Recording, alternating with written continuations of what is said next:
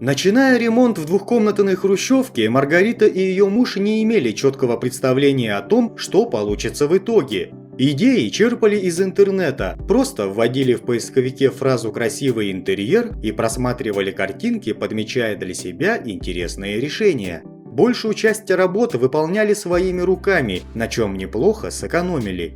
Так получилось, что от бабушки мне досталась хрущевка в спальном районе. Мои родители долго сдавали эту квартиру, однако после свадьбы мы с мужем решили жить отдельно от них. Приехали, посмотрели, с чего начать, и схватились за голову, прикинули смету и решили отложить свадебное путешествие, рассказывает Маргарита.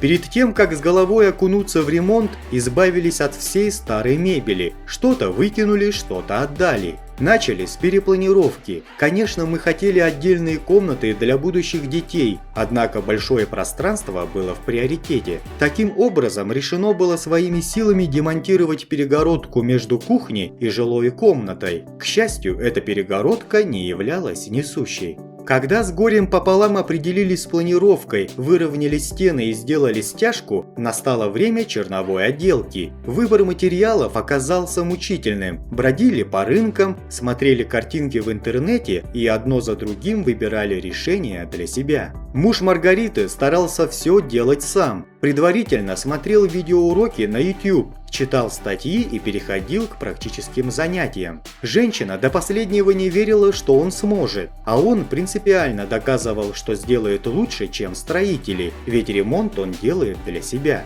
Самые ответственные работы все же доверили профессионалам – натяжные потолки, электропроводку и укладку плитки в санузле.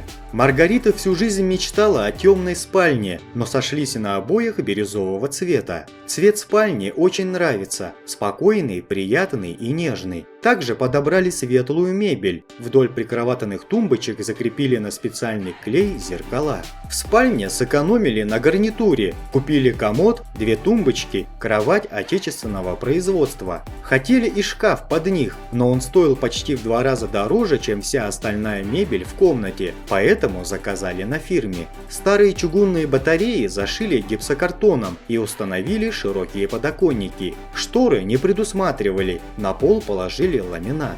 Стиль гостиной и кухни задали обои, которые были куплены в первую очередь. На месте демонтированной перегородки решили сделать барную стойку. Также барная стойка заменяет кухонный стол, а на случай прихода гостей купили стол-трансформер. Вместо коридора сделали ниши под холодильник и шкаф-купе. Натяжные потолки были доверены профессионалам, а вот гипсокартонный уровень делался с подсветкой своими руками, что позволило сэкономить приличную сумму. Санузел хотелось сделать как можно более светлым, но и здесь получился красно-бело-черный стиль. Выбор пал на плитку керамин, которая в то время была по акции. Ванну купили самую дешевую, чугунную, российского производства. Унитаз также кераминовский. Стиральную машину взяли самую узкую, чтобы в санузле было больше места. Коридор сделали из декоративного камня. Признаться честно, в общей сложности укладывали его месяца 3. Клали на специальную сетку, зашивали швы белым плиточным клеем, после чего камень мыли и покрывали специальным составом. Результат очень порадовал, хотя боялись, что с обоями будет не очень.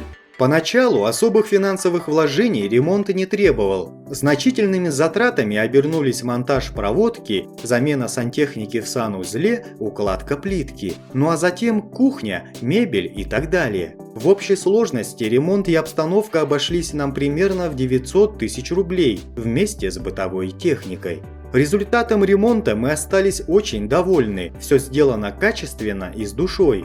Итак, друзья, а что вы думаете о такой переделке обычной двухкомнатной хрущевки? Напишите свое мнение в комментариях, будет интересно. И если не сложно, подпишитесь на мой канал в Яндекс.Дзен, ссылку оставлю в описании. А с вами был Бариман, всем добра!